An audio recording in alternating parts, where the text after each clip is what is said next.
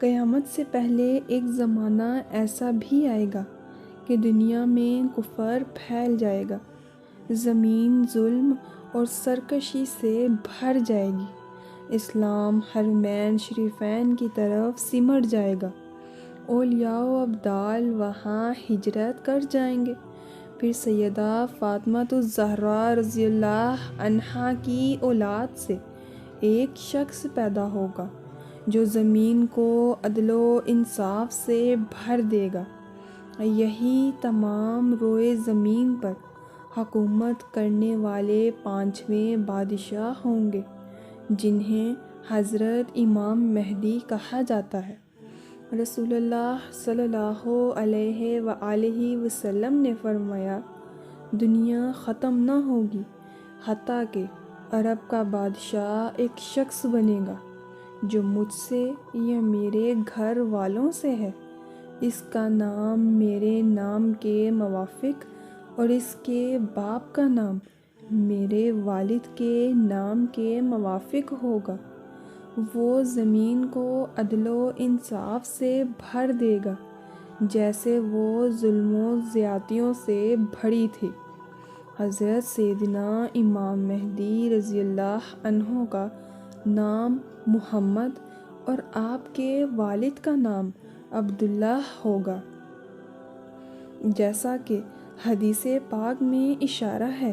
اس حدیث پاک سے یہ بات بھی واضح طور پر معلوم ہوئی کہ حضرت امام مہدی ابھی پیدا نہیں ہوئے بلکہ پیدا ہوں گے، نیز ان کے والد کا نام عبداللہ ہوگا، نہ کہ امام حسن عسکری۔ امام مہدی والد کی طرف سے حسنی سید ہوں گے اور والدہ کی طرف سے حسینی۔ آپ کے اصول یعنی ماں، دادی، نانی وغیرہ اوپر تک میں کوئی والدہ حضرت عباس کی اولاد سے ہوں گی، لہٰذا آپ حسنی بھی ہوں گے، حسینی بھی اور عباسی بھی۔ اس میں ان لوگوں کا رد ہے جو کہتے ہیں کہ محمد ابن حسن عسکری امام مہدی ہیں۔ وہ غار میں چھپے ہوئے ہیں کیونکہ وہ حسینی سید ہیں، حسنی نہیں۔ حلیہ مبارک حضرت امام مہدی رضی اللہ عنہ اخلاق، آداب اور عادات میں ہمارے پیارے نبی صلی اللہ علیہ وآلہ وسلم کی طرح ہوں گے، مگر شکل و صورت میں پورے مشابہ نہ ہوں گے، اگرچہ بعض باتوں میں نبی پاک کے ہم شکل ہوں گے، جیسا کہ حدیث پاک میں ہے۔ رسول اللہ صلی اللہ علیہ وآلہ وسلم نے فرمایا، مہدی مجھ سے ہیں، چوڑی پیشانی والے، اونچی ناک والے، 7 سال سلطنت فرمائیں گے۔ امام مہدی کا ظہور ماہ رمضان میں ابدال کعبہ شریف کے طواف میں مشغول ہوں گے۔